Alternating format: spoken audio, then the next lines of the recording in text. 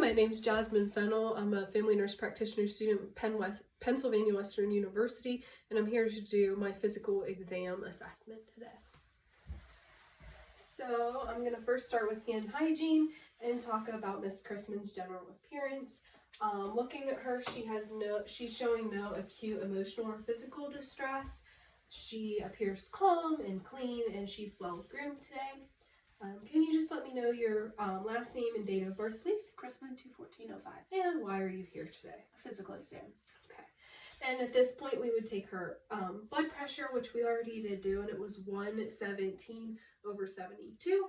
I would just lift her arm up at the level of her heart to take that, and I would take it bilaterally on both arms to make sure there was no differences.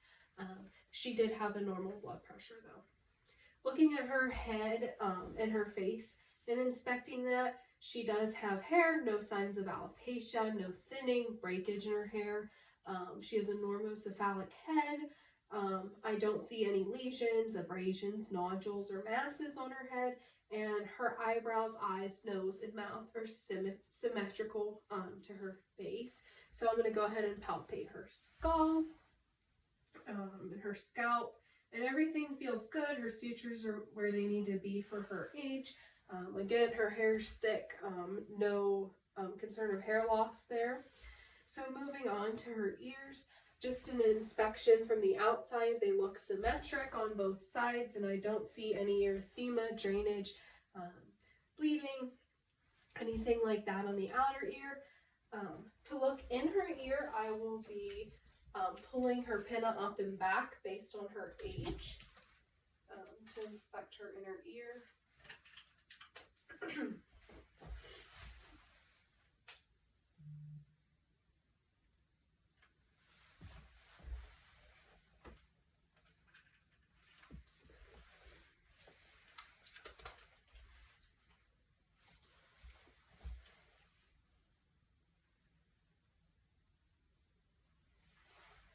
And both ears, her tympanic membrane is intact. The her ear canal shows no drainage or redness or swelling. Her eardrum is pearly in color, and everything looks intact there, no signs of infection. I'm going to do the whisper test, so I'm going to whisper 3 words to her while she covers one ear, and she's going to repeat them to me to test her hearing. So go ahead and cover your right ear for me. Dog, cat, ball. Dog, cat, ball. Okay. Green 1, 2. Green 1, 2. Okay, so bilaterally she was able to repeat those words back to me, so her hearing is intact.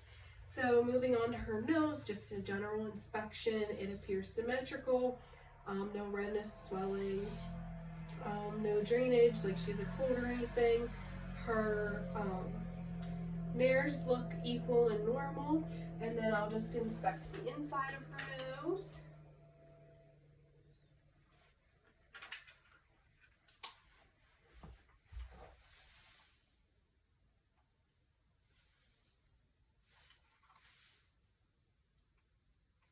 Okay, and the inside of her nose looks normal. Her nares are moist, and her septum does not appear deviated at all. Moving on to an eye exam. Looking at the outside of her eyes, she shows no redness, swelling. Her lids look good.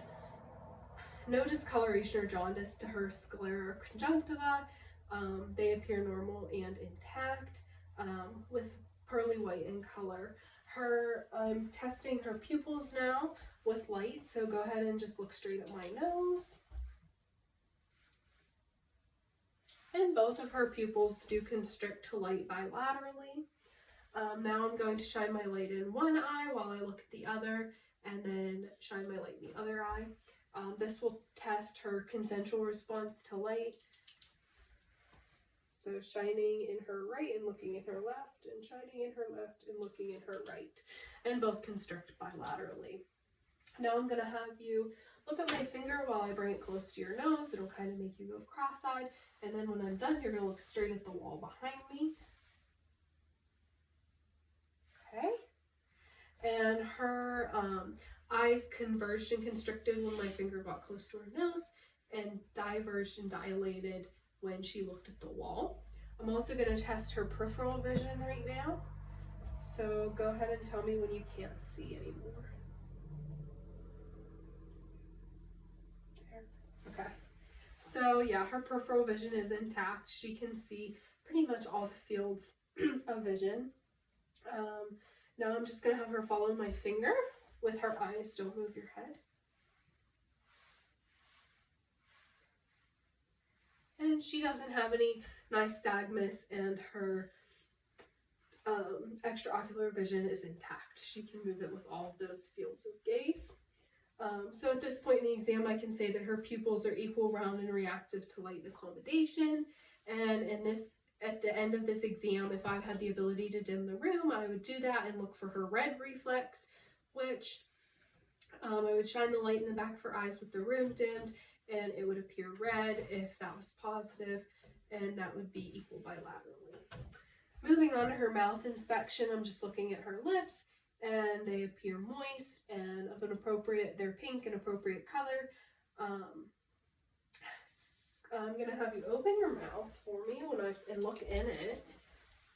And stick out your tongue for me. Okay. And then I'm going to have you shrug your shoulders. Okay. And I'm noting in her mouth that it's moist and there's no erythema or bleeding. Her uvula raised and fell midline, and her tonsils were visualized, and there was no inflammation or exudate on this. Now I'm just going to palpate her palate. So go ahead and put your tongue to the roof of your mouth and then down, and I'll palpate your upper palate. And her palate appears intact and normal. I have no concerns there. Next, moving on, at this point I have tested or observed all of her cranial nerves. So just to run through those, number 1 is olfactory, it deals with smell. Number 2 is optics. She does see optometry regularly. She just did last month, and I would check with a Snellen chart if I was doing this, an eye exam on her. Oculomotor is pupil width and eye movement. Trochlear is downward eye movement and cross eye movement. Trigeminal is the symmetrical facial droop and sensation, which to check sensation real quick, I'm going to have you close your eyes and tell me if you feel soft or pointy, and what area of your face. Soft forehead, pointy chin, soft left cheek, pointy right cheek. So as we can see, her trigeminal nerve is intact. Abducens is an extraocular movement from left to right. Facial or expressions, and she did smile and puff out her cheeks for us.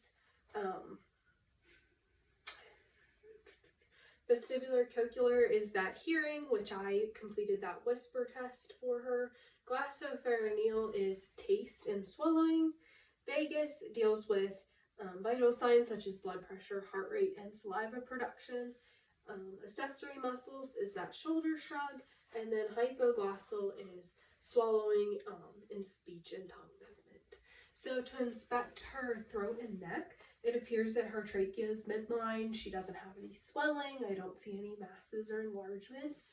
I'm going to palpate her lymph nodes of her neck and her collarbone area now. So we have preauricular in front of the ears, postauricular, occipital at the base of the skull, tonsillar is the back of the jaw, submandibular is mid-chin, and submental is the tip of chin. And then we have anterior cervical at the front of the neck and posterior cervical at the back of the neck. Supraclavicular is at the top of the collarbone, and posterior cervical, intraclavicular is below the collarbone. So palpating her lymph nodes, she has no lesion, she has no tenderness.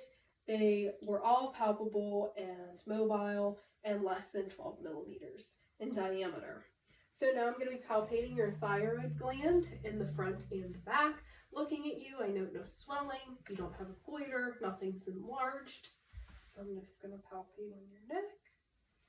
And then from behind, go ahead and swallow for me. And her thyroid gland, again, I don't feel any enlargement. It feels normal to me. A normal thyroid gland is about 4 centimeters by 1.8 centimeters, which I suspect hers is, and she didn't show any signs of tenderness. Now I'm going to palpate your carotid arteries bilaterally, not at the same time.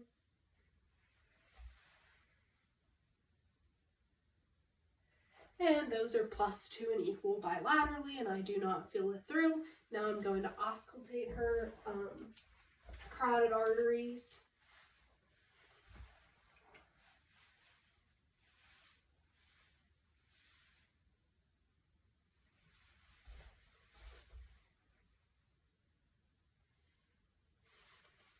And there are no bruits on auscultation.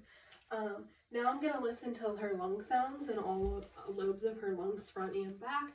Typically I would do this stethoscope to skin, but because of the situation we're in, I am not going to have her undressed. I'm going to do it over top of her clothing. You can take deep breaths for me.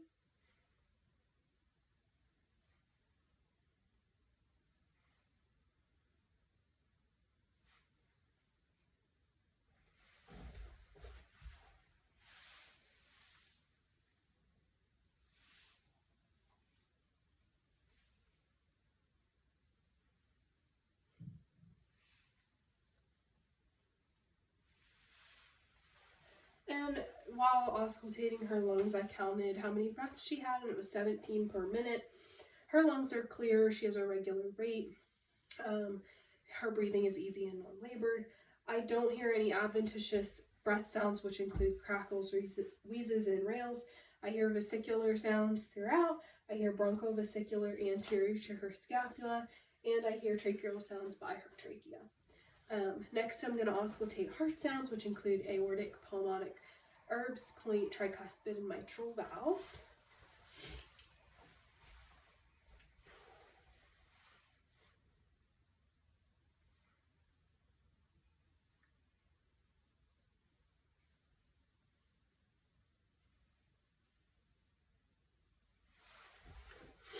And her heart sounds sound normal. I heard S1 and S2 throughout. No murmurs, bruits. S3 or S4 were heard. S1 was greater than S2 at the apex, and S2 was greater than S3 at the base of the heart. I'll also listen to her when she lays down. So now I'm going to move on to palpating your radial pulses. And those are +2 and equal bilaterally. Her skin appears warm, dry, and intact, and no lesions. We can see that, and I can feel that when I've been doing this exam. Can you go like this with your nails for me? And those do not appear to be clubbing. When I pinch her skin, it doesn't appear to tense, so that indicates good hydration. I'm going to, her femoral pulse, I'm not going to palpate it, but it would be in the crease of her leg. I'll palpate her popliteal pulses by now behind her knees. And those are +1 bilaterally. And then looking at her feet, they're warm. They have good pigmentation to them. Her dorsalis pedis pulses are +1 bilaterally. And her posterior tibial pulses are also +1 bilaterally. I can't do capillary refill on her feet because her nails are painted, but on her fingers, capillary refill is +2 throughout, and this indicates that she is well perfused. At this point in the exam, because she's female, we would have her de-gown, and I would complete a breast exam. I'm just going to talk through it since we're in this scenario. I would have her derobe, and I would note that she has no redness, abrasions, rashes, or nipple discharge when looking at her breasts. Then I would have her put her hands on her hips and lean forward, which you can do. And I'm looking for tugging and pulling. You can lean back. Excuse me, which would indicate a mass under the tissue. And then you can go ahead and lay down for me and put your right hand above your head. When doing this, I would use 2 fingers and palpate down her axillary nodes, and then in a counterclockwise motion around her breast tissue. Then I would have her switch arms, and I would do the same thing, palpating down her axillary nodes, and then counterclockwise around her breast tissue. I would have her remain supine. To do her point of maximal impulse, I would have her turn her left side. My hand would be placed on her sternal border. I would palpate that with my fingers, and a normal range would be less than 2.5 centimeters diameter. Looking at her skin, I don't see any lesions, rashes, or abnormalities. She has even pigmentation, and it's appropriate for her ethnicity. A, B, C, D, E would be what we use if something's abnormal. This stands for asymmetry, border, color, diameter, and change or evolution. But her skin looks warm, dry, and intact. For an abdominal exam, I'm going to have her lay flat with her feet bent. Looking at her 4 quadrants, it's flat. Her umbilicus is midline. She has no lesions or masses. And if in a thin person, you can see the aortic pulse. Looking at auscultating her bowel sounds, renal, femoral, and aortic.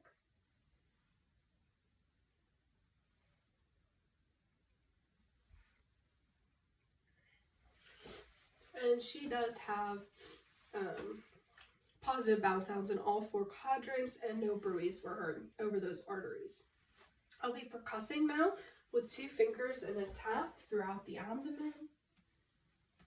And when I hear tympanic sounds, that means air and it's normal.